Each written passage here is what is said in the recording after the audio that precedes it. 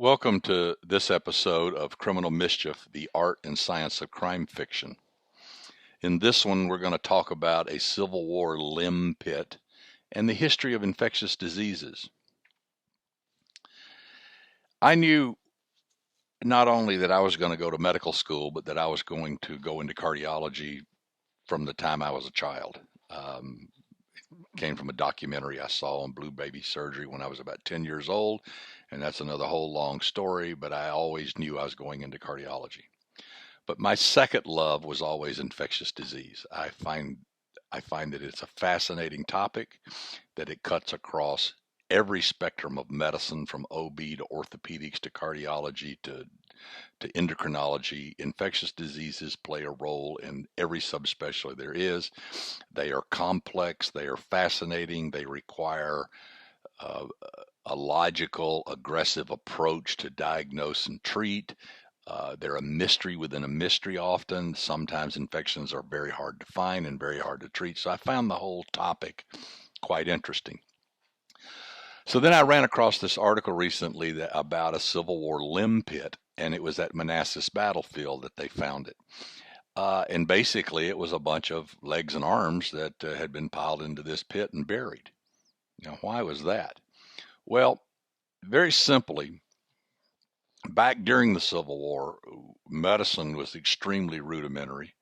We didn't understand much about infectious diseases at all. We didn't understand much about surgery. There was really no anesthesia available, even though ether and some of those things had been discovered a few decades earlier and had been in use.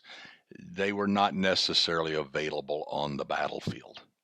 And in fact, they rarely were. So things like alcohol and biting on a strap of leather or a piece of wood while a limb was sawed off was pretty much the way it was done.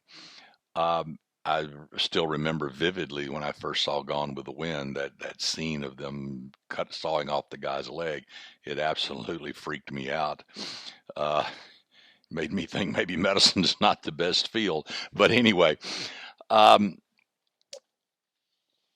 people in the Civil War, the soldiers that were injured, probably more died of secondary infections than they did the actual wound. If you were shot in the hand or the arm or the leg, you'd probably survive that injury. But once infections set in and spread to the bloodstream and you became septic, you died. There was no treatment for it. And so consequently, you get a mangled arm or you get an infected arm or a leg, it had to come off, and it had to come off quickly. The skill of a surgeon was basically attributed to his speed. The faster you could get the job done, the better off you were. So they would saw off these limbs and toss them in a pit, and that's where this limb pit came from.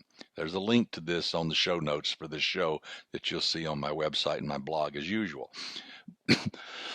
But anyway, speed was critical, but the limb had to come off because infections were horrible. Of course, the surgery itself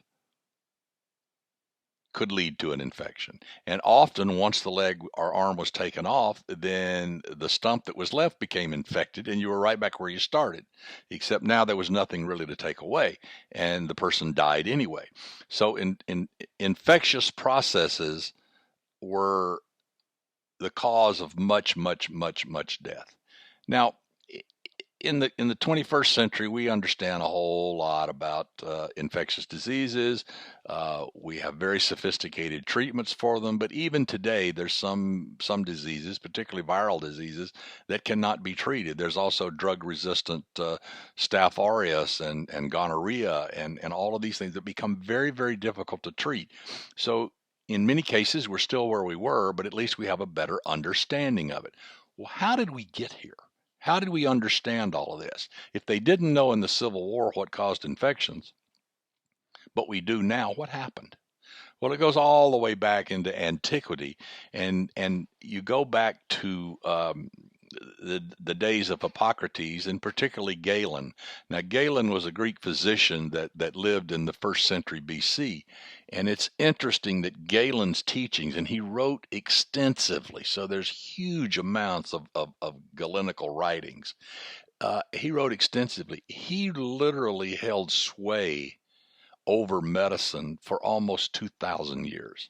It was not until the 1800s and 1900s that people started saying, well, Galen was wrong about this, that, and the other.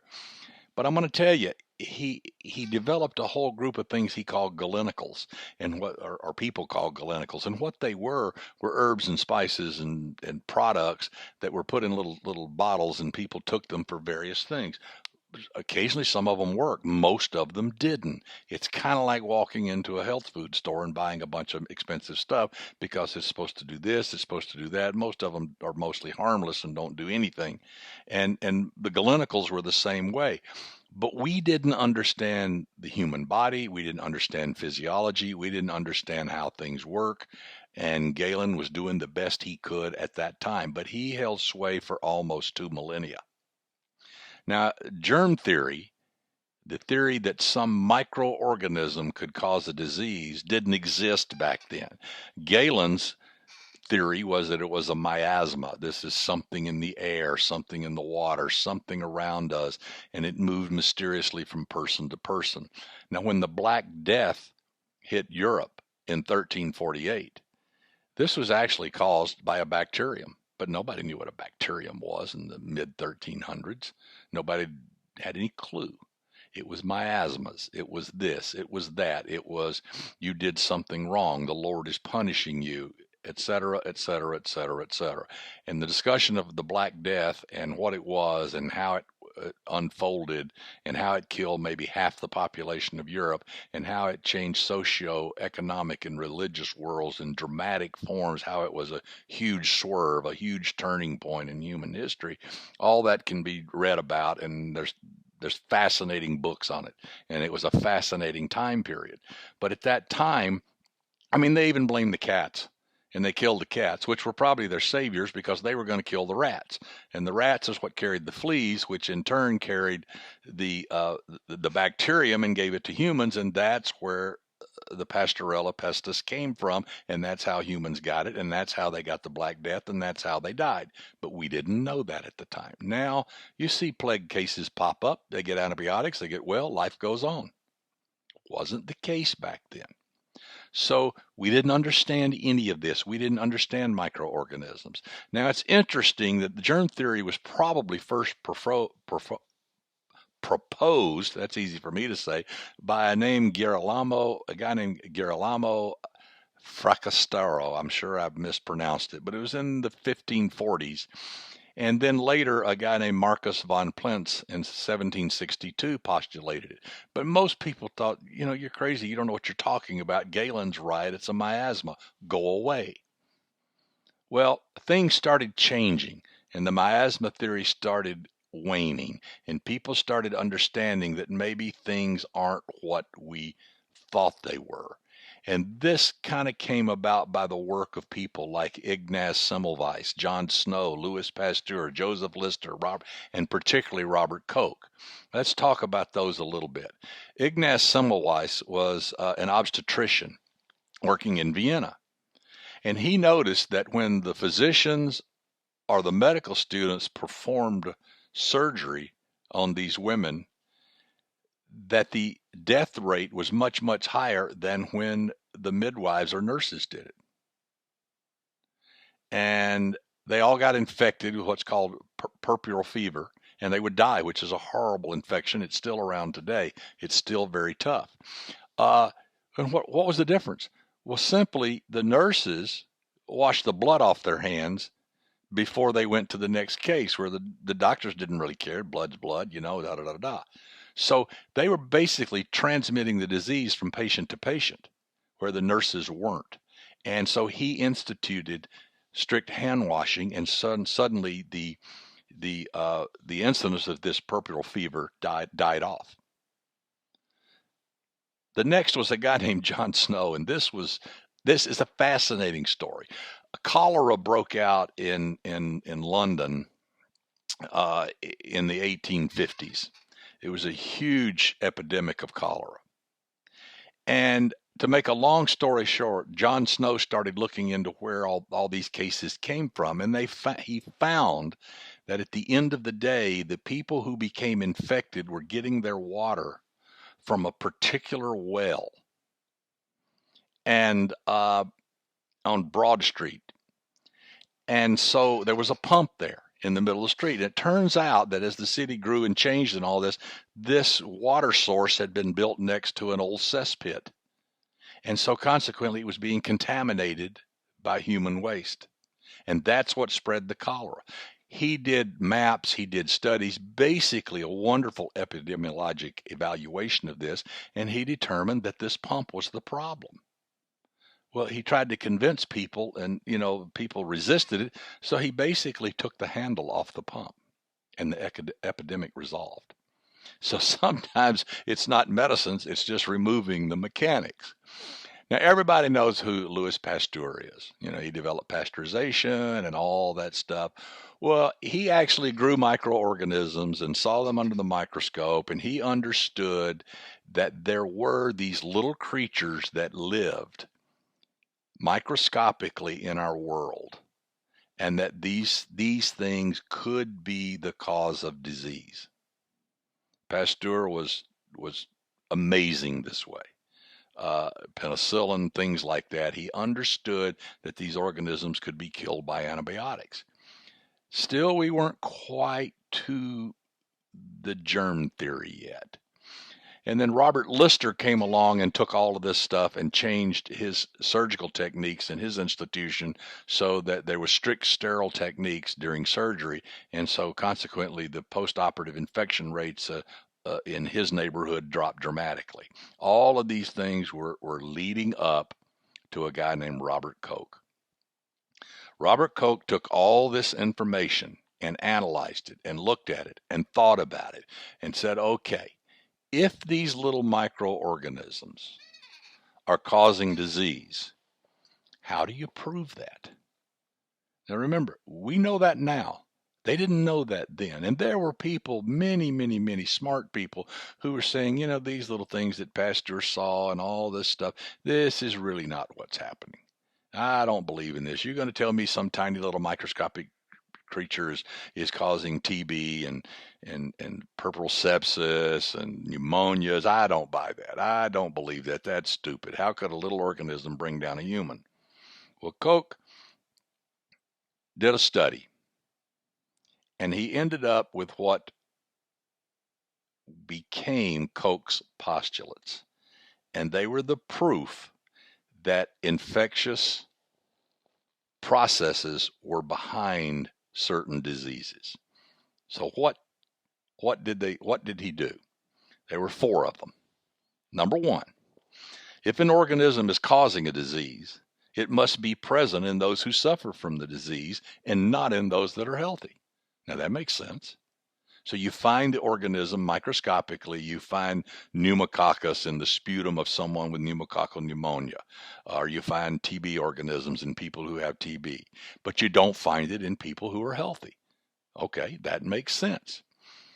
But that just shows the organism and the disease are somehow related.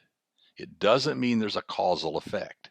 They're just present together. It's like if a man and a woman are walking down the street holding hands, it doesn't mean they're married. It just means they're holding hands. They are close to one another. They are on the same path, but it doesn't mean that there's a relationship there. So, secondly, if the suspected organism is the cause, it must be isolated from the individual and grown in a culture. So we must be able to take that organism out of the individual and regrow it. And now we can show that this is a living, viable organism, that it's not just something we saw under the microscope or we assumed was an organism. We've proved that it actually is alive and it can grow. Okay, step 2. Number 3, if this cultured organism is then injected or given to a healthy individual, and that reproduces the disease, we've taken the next step. So we've isolated the organism from an infected person. We've grown it outside the body to prove it's alive. We've put it into another individual and reproduced the disease.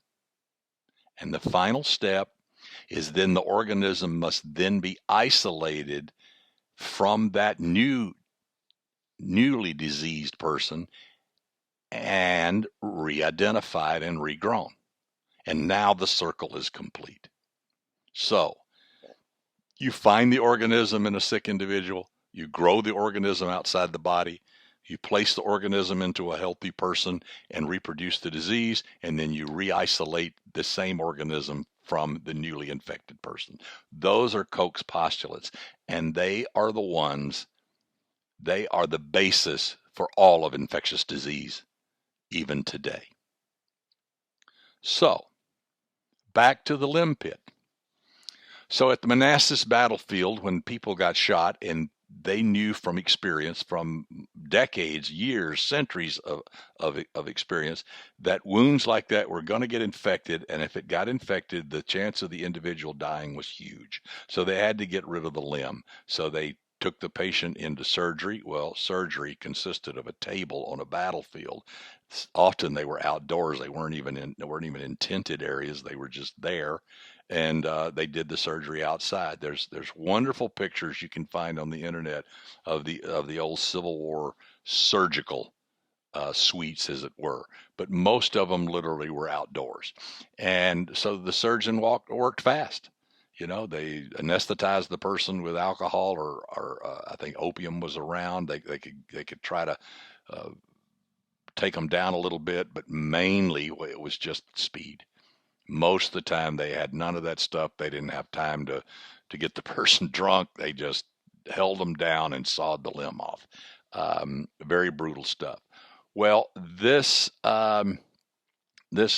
Manassas National Battlefield Park is where they found this limb pit, and there's some links, as I said, to that on the website under the show notes. You will also find some links that'll you can delve further into the germ theory, into Koch's postulates, into the stories of John Snow and Semmelweis and Lister and Pasteur, um, and also William Morton, who founded anesthesia. All